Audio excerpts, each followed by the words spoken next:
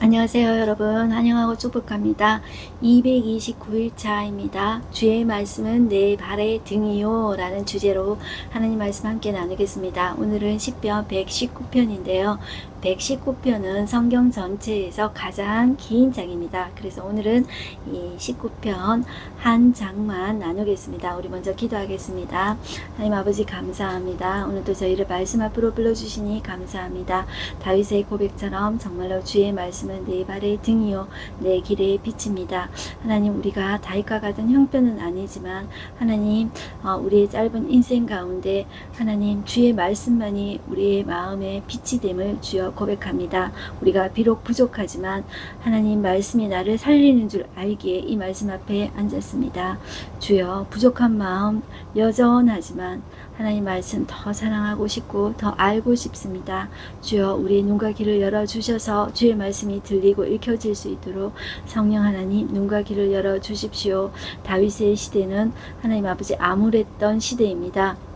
하나님, 그 암울했던 시대 가운데 다윗은 하나님께서 다윗을 보고 기뻐하신 이유가 하나님 말씀 의지했기 때문입니다. 시대는 암울했지만 하나님의 말씀을 의지하는 그 한 사람을 하나님은 기뻐 보셨습니다. 이 암울한 시대 가운데 하나님 말씀 붙잡는 그 약속 붙잡는 사람이 진짜임을 알고 하나님은 그 사람을 찾으십니다. 그 한 사람이 우리가 되게 하여 주시옵소서. 주여, 우리의 눈과 귀를 여시고 주의 말씀을 새기소서. 예수님의 이름으로 기도드렸습니다. 아멘. 네. 오늘도 우리는 119편 말씀 보겠습니다.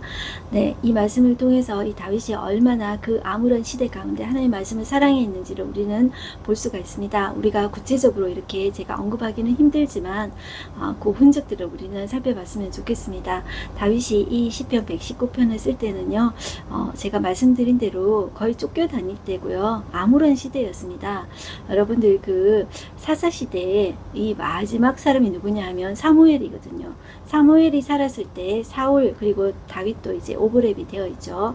그래서 우리가 사사시대 딱 끝나고 이제 왕정시대 이렇게 연결된다고 생각하지 마시고 무로 이렇게 칼을 딱 베듯이 사사시대 딱 끝나고 왕정시대 딱 이렇게 사무엘 끝나고 사울부터 왕정시대 다윗시대 이렇게 연결된다 생각하지 마시고요.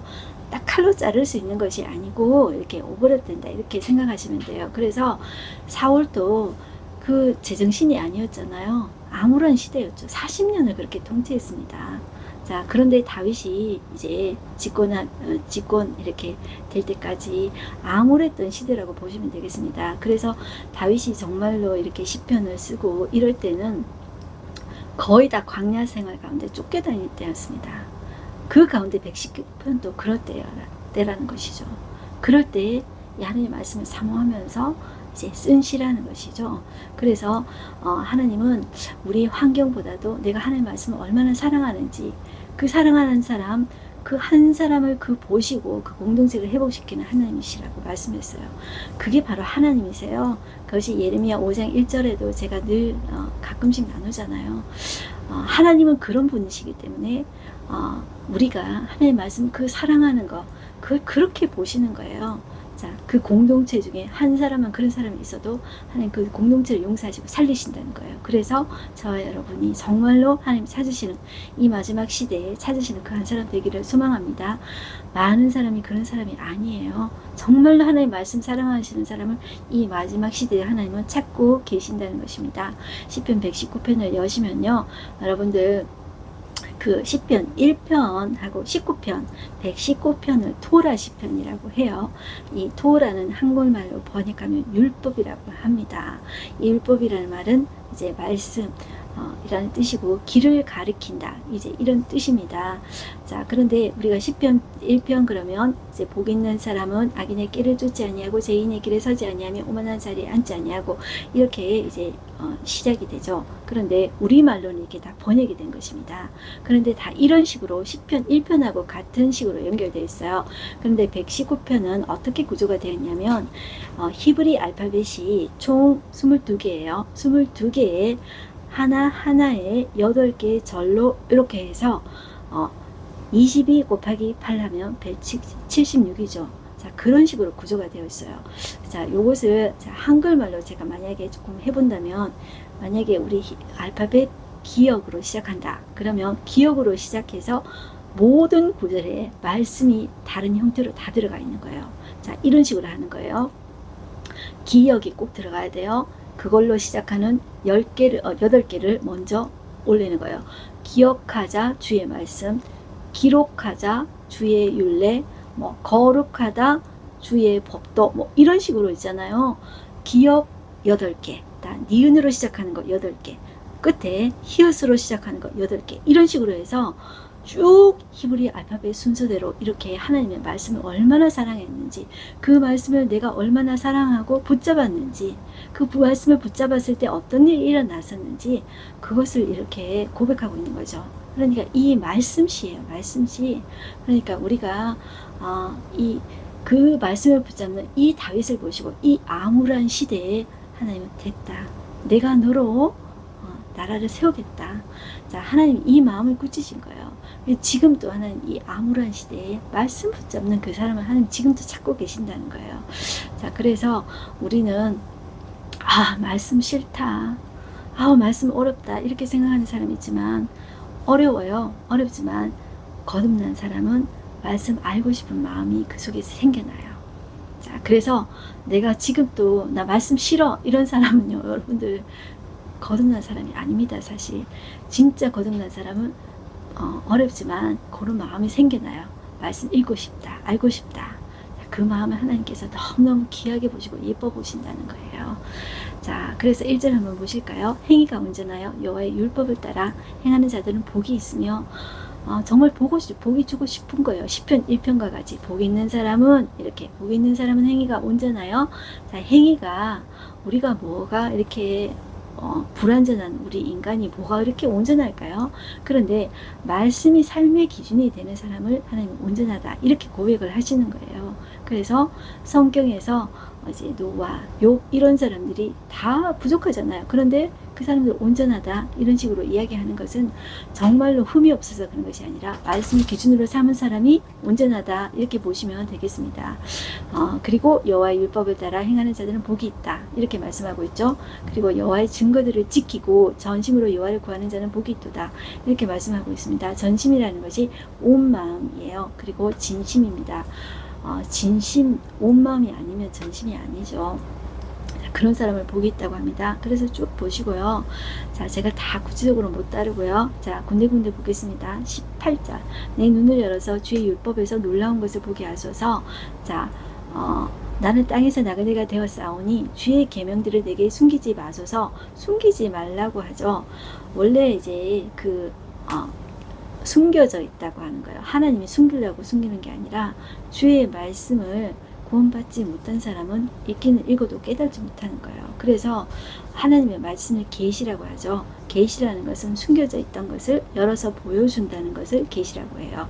그래서 우리는 계시라고 얘기할 때 이 자연을 볼 때 하나님을 믿지 않는 사람, 거듭나지 않는 사람은 자연을 보면서 이것이 하나님의 솜씨라는 것을 깨닫지 못해요.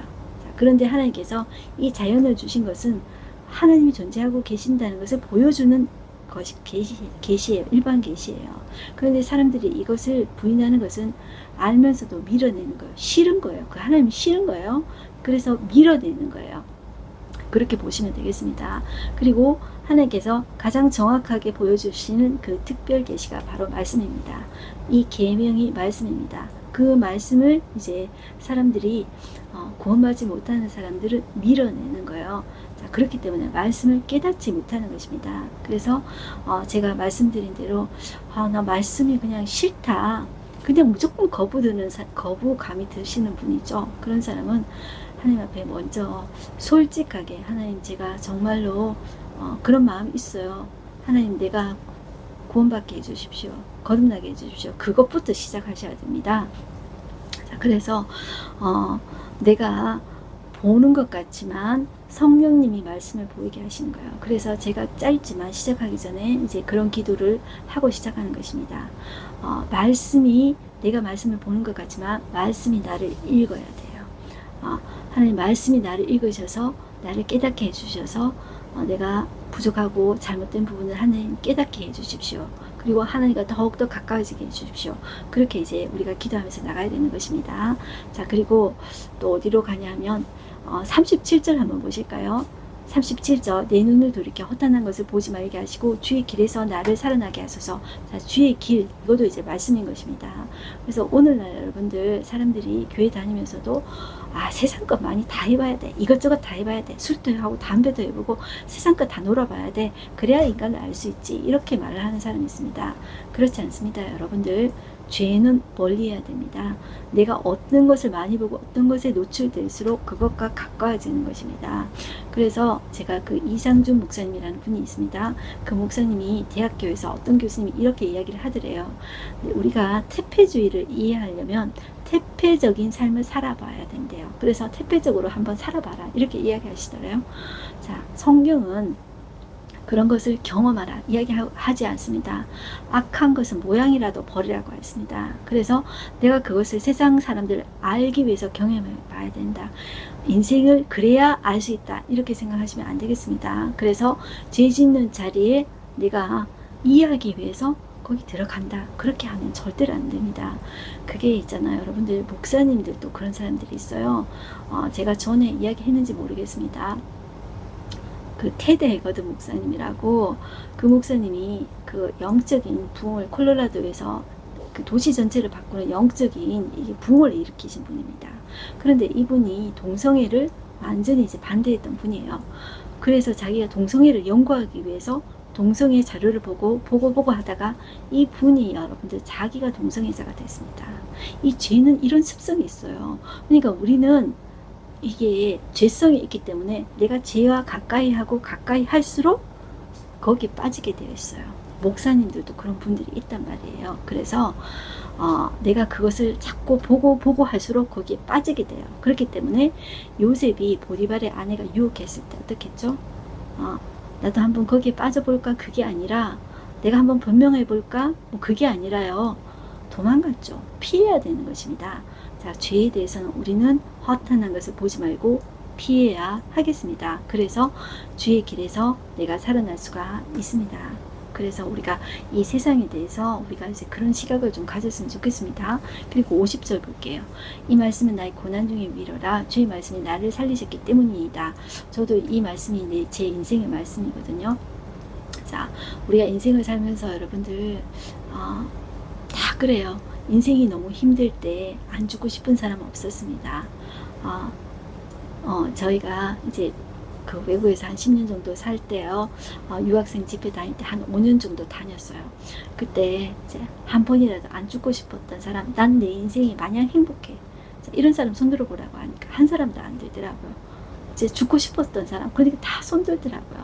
인생에 다 있잖아요. 몇 번쯤은 인생이 너무 힘들어서 이제 죽고 싶은 거예요. 그런데 오늘날은 여러분들 그 죽고 싶다는 그런 자살 충동의 연령이 점점 낮아진다는 것을 아십니까? 인생이 그만큼 힘들다는 것입니다.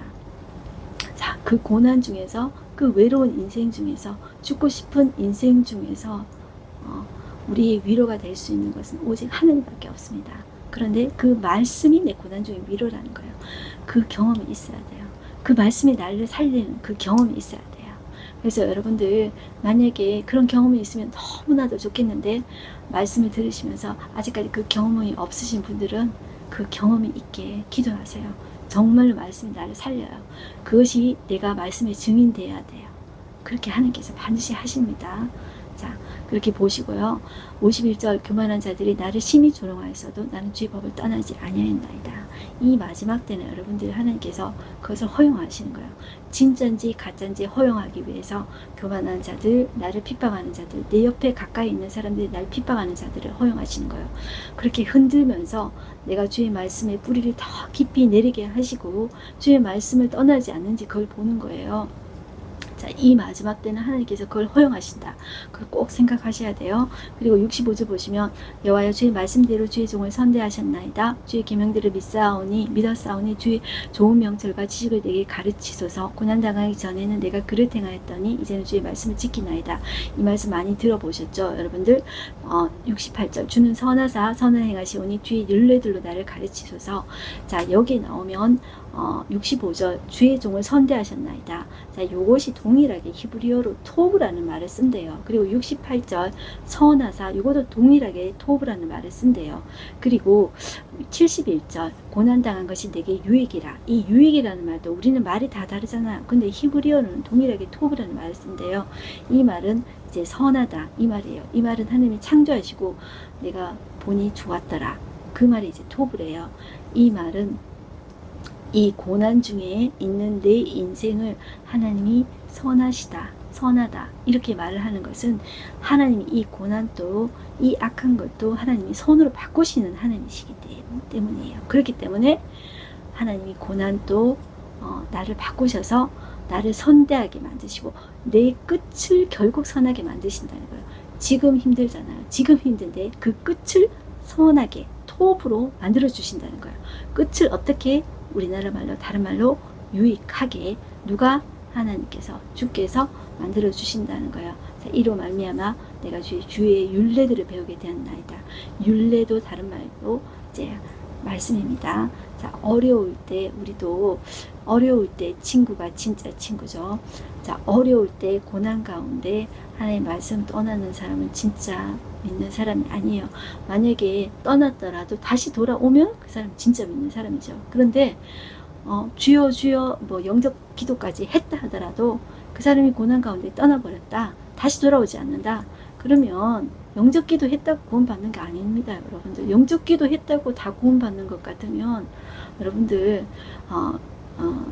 그거는 있잖아요. 이제 우리의 어떤 좀 그 폐해라고 이야기할 수 있어요. 그런데 하나님 진짜 믿는 사람 영접기도 하죠. 그런데 그게 다 기준이 아니라고 여러분들 보셔야 돼요. 그래서 어려울 때 떠나지 않는 사람이 진짜 믿는 사람입니다.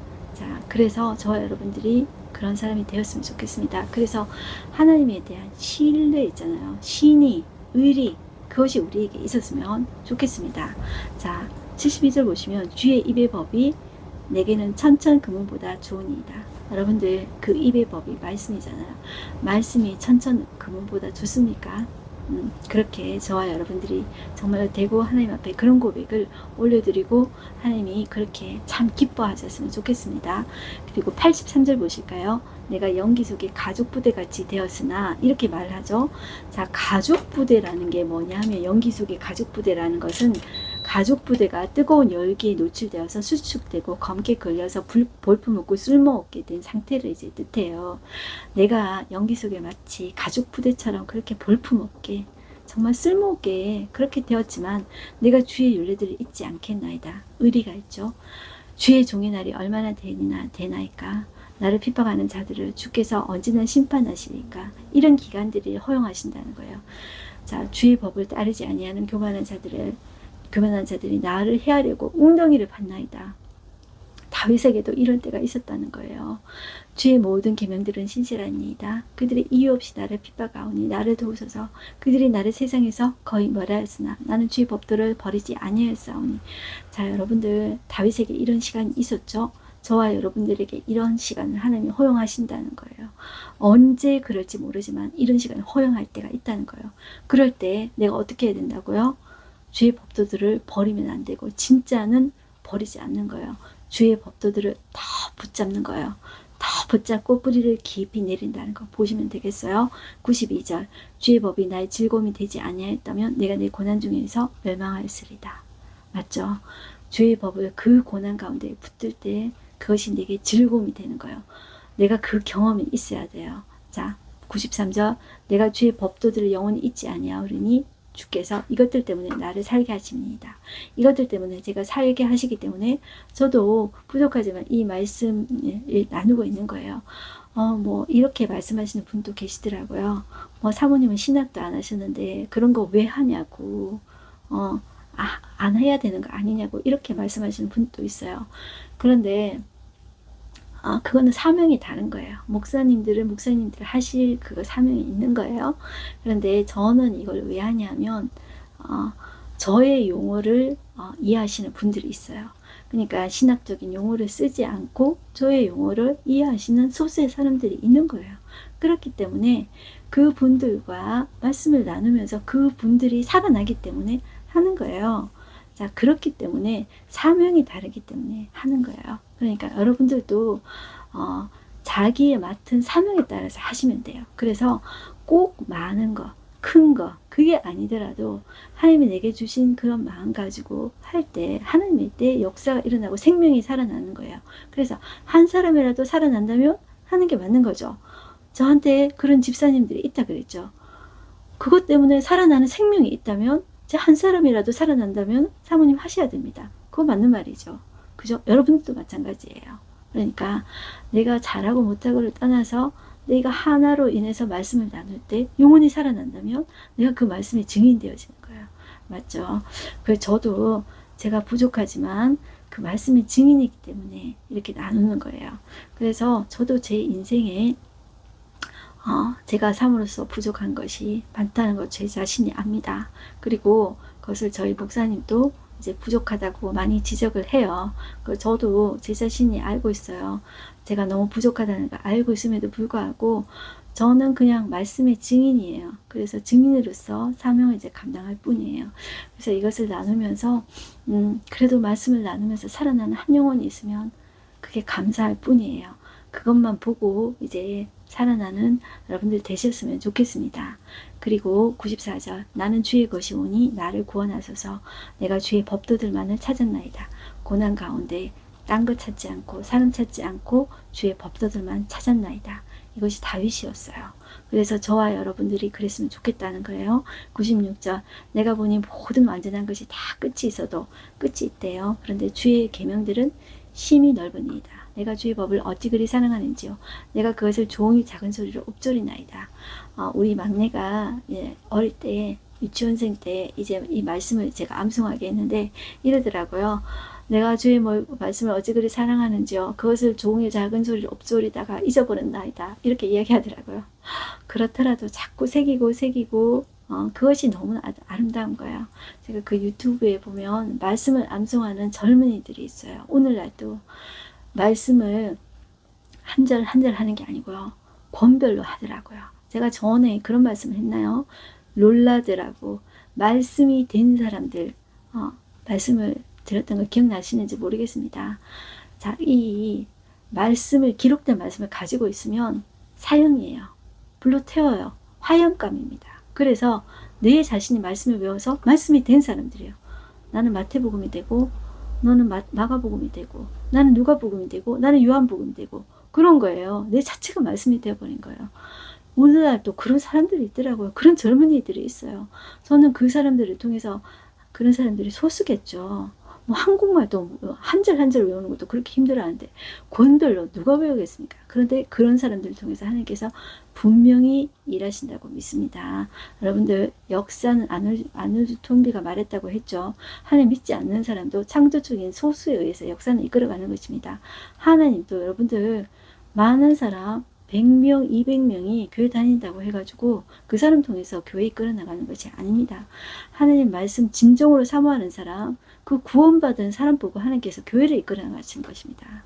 그래서 많은 사람이 아니라 내 자신이 하나님 앞에 구원받고 거듭나고 말씀 사랑하는 사람이 되어지고 나이가 속한 공동체에 있는 사람들이 그런 사람이 되어져 가야 돼요. 그래서 사명을 감당하는 사람, 하나님의 증인이 되어지는 사람, 하나님의 자녀가 되어지는 사람이 되고 그렇게 확장되어져 가는 역사가 일어나야 돼요. 자, 그게 살아나는 공동체가 살아나는 비결입니다. 105절 보시면 주의 말씀은 내 발의 등이요 내 길의 빛이니이다. 주의 의로운 규례들을 지키기로 맹세하고 굳게 정하였나이다. 나의 고난이 매우 심하오니 여호와여 주의 말씀대로 나를 살아나게 하소서.